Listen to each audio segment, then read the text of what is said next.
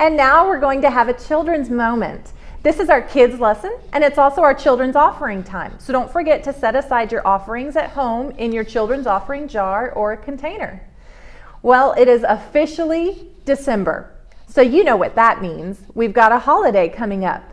What holiday is it? Christmas, of course. Everywhere you look, you probably see it, and you probably hear songs about it. Christmas is a really fun and exciting time that we look forward to. Now, last week, we talked about that time leading up to Christmas, and we call it Advent. And that's when we celebrate the fact that God sent his son Jesus. We celebrate that feeling of waiting for something really special, like that feeling you get when you're waiting for a really great gift. And we celebrate that God is going to return again. Now, with Christmas coming up, I know that it might bring to your mind presents. Have you ever looked at presents and tried to guess what's in there, or tried to see maybe how special or important it was? Sometimes you get a box like this, it's wrapped, it's got some ribbon, so maybe there's something good in there. It's kind of small though, so maybe not as good. You get another box. Ooh, this one's got ribbon too. Oh, and this one shakes like there's something inside. Oh, but then you look at this one and you think, oh, big gift, must be good. So you judge your presents based on how they're wrapped and how big they are. Well, think about in the Bible. God's people kind of did the same thing.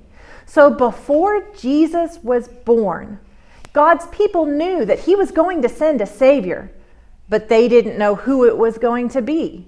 So they were wondering, how is God going to send a Savior to us? How's God going to send a rescuer?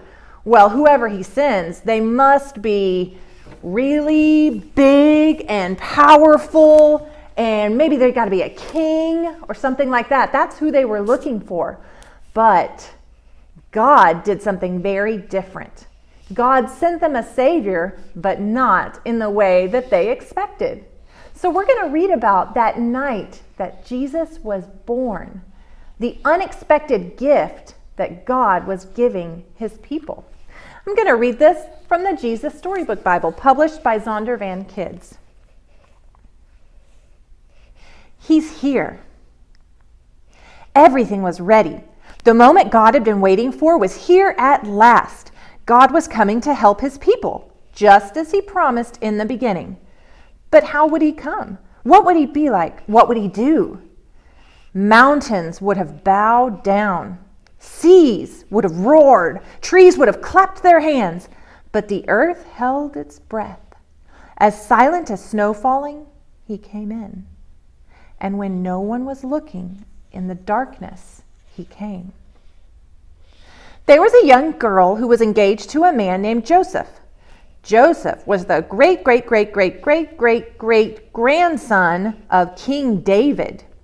One morning, this girl was minding her own business when suddenly a great warrior of light appeared right there in her bedroom. He was Gabriel, and he was an angel, a special messenger from heaven. When she saw the tall, shining man standing there, Mary was frightened.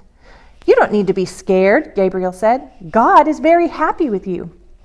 Mary looked around to see if perhaps he was talking to someone else. "Mary," Gabriel said, and he laughed with such gladness that Mary's eyes filled with sudden tears. "Mary, you are going to have a baby, a little boy. You will call him Jesus.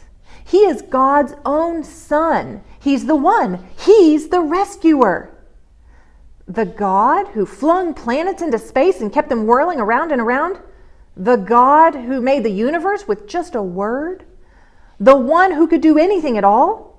Was making himself small and coming down as a baby? Wait, God was sending a baby to rescue the world? But it's too wonderful, Mary said, and felt her heart beating hard. How can it be true? Is anything too wonderful for God? Gabriel asked. So Mary trusted God more than what her eyes could see. And she believed. "I am God's servant," she said. "Whatever God says, I will do." Sure enough, it was just as the angel said. 9 months later, Mary was almost ready to have her baby. Now, Mary and Joseph had to take a trip to Bethlehem, the town King David was from. But when they reached the little town, they found every room was full. Every bed was taken. "Go away," the innkeepers told them. "There isn't any place for you." Where would they stay? Soon Mary's baby would come. They couldn't find anywhere except an old tumble-down stable. So they stayed where the cows and donkeys and the horses stayed. And there, in the stable, amongst the chickens and the donkeys and the cows, in the quiet of the night, God gave the world his wonderful gift. The baby that would change the world was born, his baby son. Mary and Joseph wrapped him up to keep him warm. They made a soft bed of straw and used the animal's feeding trough as his cradle.